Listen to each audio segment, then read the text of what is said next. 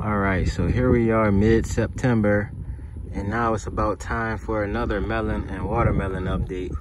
Now these plants that I will be showing are late sowings.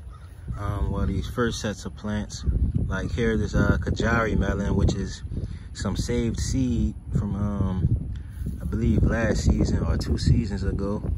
So Kajari is so rare, it's hard to acquire seed for this variety. So I saved the seed at the time that I did grow it, thankfully. And I'm not sure if this Kajari will grow true, but here we have the first generation of saved seeds, and they're growing quite well now. When I first grew Kajari, it produced in about 75 days. So I'm hoping I get the same result. I have about 80 days left in my season until first frost.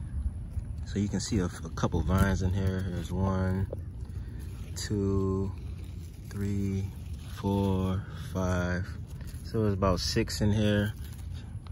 6 vines at the minimum. And they're stretching out quite well. See how tall they are? And you can see they're stretching out quite well. So I'm expecting some good results from this variety, whether it does produce true or not. And under there, you can see some lettuce growing. So that's a nice place to sow some sun-sensitive greens. Here I have an Azerbaijan watermelon variety growing. It's taking off a little bit slower than I thought it would, but it's doing good nonetheless. I'm hoping that this will also produce in the same amount of time as Kajari.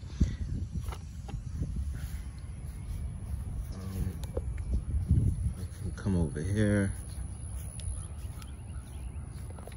Here I have, you can see this watermelon vine growing into this area, but what I'm trying to show is this melon Mexicano, which was also, which is hard to acquire, but I saved the seed nonetheless, and I planted those saved seeds, hoping that it'll breed true.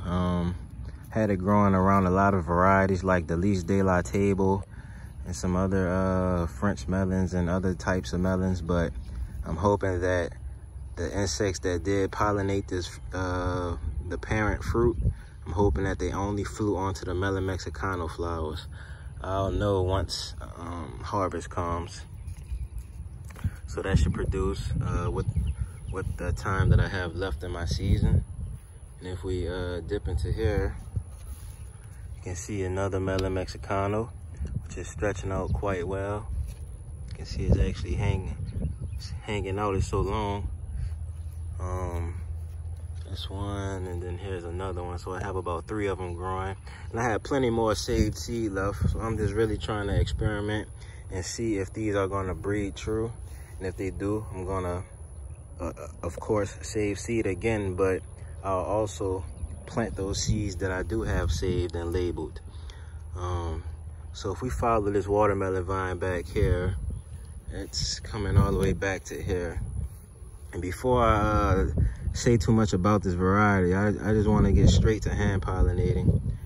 Oh, it looks like the bees are out, thank goodness. So I noticed Hurricane Ida dwindled my bee population in my area, the native bee population. And I hadn't been seeing bees, but now I see them, so I'm happy about that. So this is Tohono Odaham yellow-meated watermelon. You can see here is a flower that was open yesterday, which I'm hoping set fruit. And I'm gonna pluck this little flower off of here. And the reason I'm taking this flower is because I wanna pollinate this Tohono Odaham yellow-meated female bloom, which is open today. It has a quite large size on that bloom, so I'm hoping for quite a large melon. So what I'm gonna do is just peel these petals back and just try to get this pollinated, because I only see 1 bee out here. I normally see a family of them. So I assume that they're scouring the area, trying to find whatever flowers they can. So exposing the pollen, and we're gonna pollinate this Tohono Odaham yellow-meated female bloom. And And since it's sitting up so high in the air, I'm hoping that the bees will come in constant contact with this. Uh-oh. Well, looks like they flew on to another flower over there, so I'm gonna have to cover this bloom. So if I wanna, I have about 3 watermelon varieties growing, so let me find a good bloom.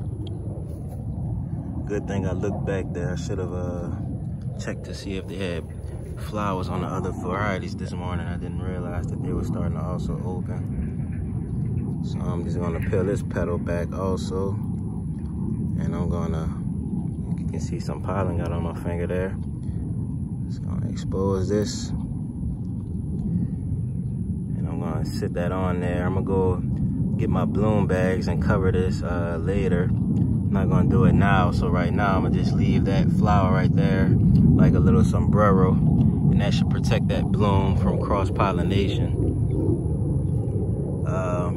So this Tohono O'odham, or these Tohono O'odham yellow-meated watermelon vines are growing from saved seed. So this is the first generation plants.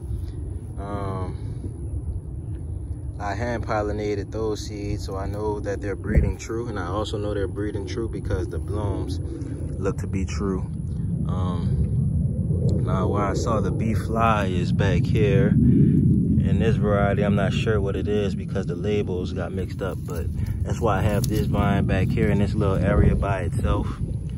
And I'm just hoping that I don't get much cross pollen. Oh man, here's another female bloom. So I'm gonna let the bee do his thing and pollinate the rest of the female blooms today. I'm gonna let him do his thing, and I'm gonna just be on the lookout in the coming days.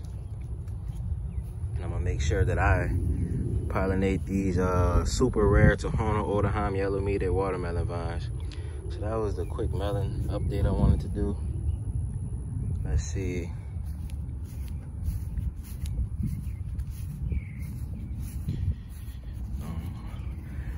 I saved seed from 2 different Kajari melons. This one seems to be growing a little bit slower than that other Kajari. So I'm wondering if one may be crossed and the other isn't, or if they're just, if it's just where they're planted at that's causing that difference in vigor or what. But this is the largest one from the second Kajari. So I'm looking forward to all that. And you can see some corn. Well, that's not corn, that's a galangal. Lesser galangal. So all right, that's my melon update, y'all, for today. And that's the Tohono I harvested. I composted the rind and whatnot to feed that banana.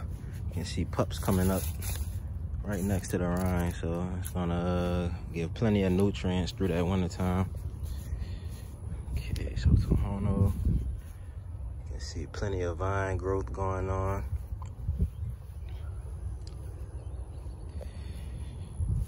Let's do a slow recap again. Melon Mexicano, which I'm hoping will breed true.